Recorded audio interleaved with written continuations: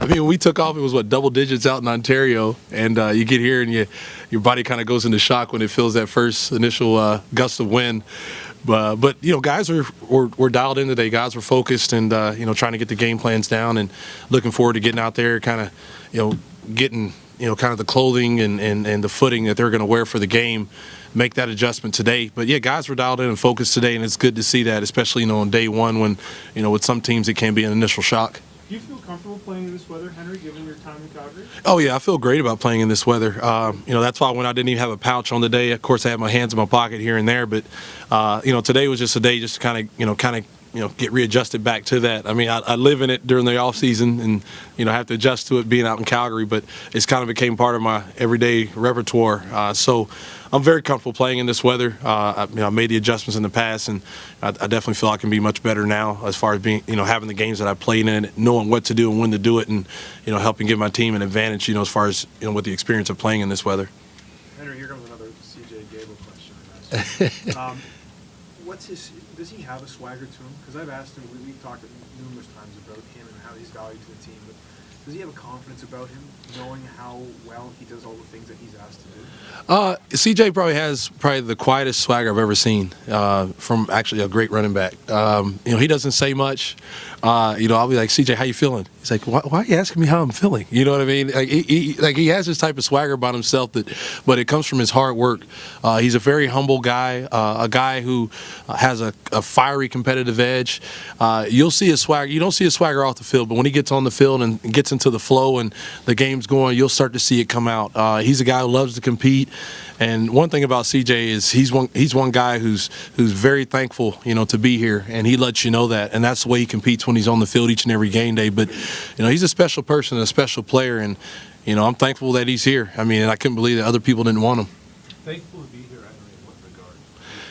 Well, to have CJ here, I mean, he was out on he wasn't even with the team, and several teams worked him out before we were able to get a chance to see what he could do, and for him to be with us when other teams could have had him, in the NFL, and I think he was in the UFL there for a little bit, and a few teams in the CFL worked him out, and for us to be the team that was lucky enough to be able to land him and have him out there with us, I mean, shoot, he's protected my butt day in and day out. He's caught a lot of great passes, and shoot, watching the run speaks for itself. I mean, the guy does it all. I mean, when it comes to being the complete back, he's one of the best I've ever played with, and to me, all around, hands down. I mean, because no back can block like him. Tell me one back that's a receiver like him. Of course, running wise, I mean, yeah. I mean, if he got the carries that Cornish and the Sheets and those guys did, he would get a lot of yards too.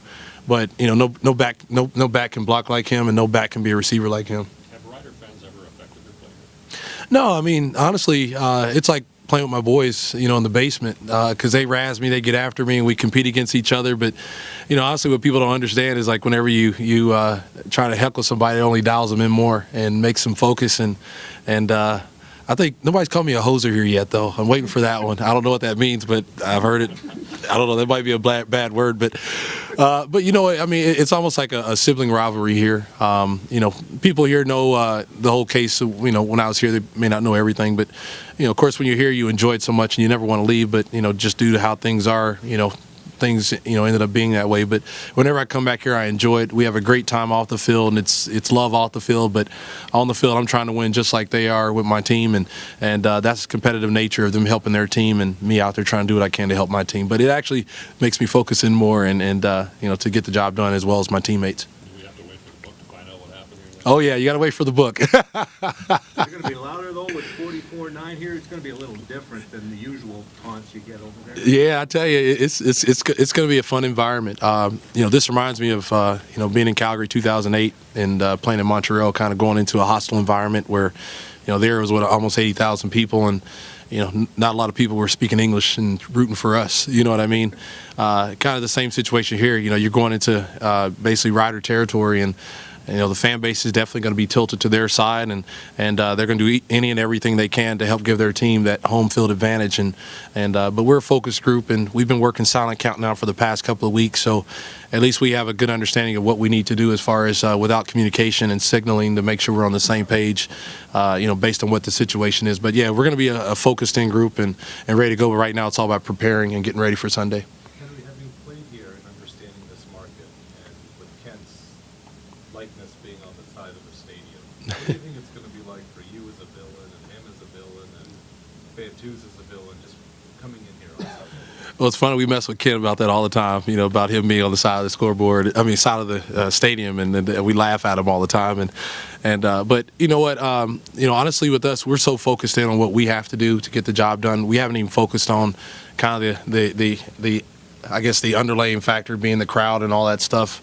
In our mind, we feel we prepared for all that, and just with all the distractions and everything, us veterans, we're doing a great job of communicating to the rookies as far as all the things that are going on this week and just how they need to approach this. And for us, guys like Kent, Andy, myself, Luca, the guys who played here in Regina, just kind of giving guys the ins and outs as far as what to do and what not to do, and kind of where to put yourselves as far as throughout the course of the week, just so to make sure you're not caught up in the craziness of Grey Cup week. And one thing about a Grey Cup here in Regina, it's like the Super Bowl times 20.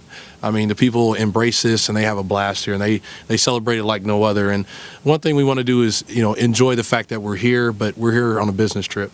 And we want to enjoy the ultimate party, and that's what our message is, and that comes with winning a championship, and that's the best party you can ever experience. And right now, this party is for the fans, but the party for us is on game day and trying to do what we can to hopefully enjoy the after party.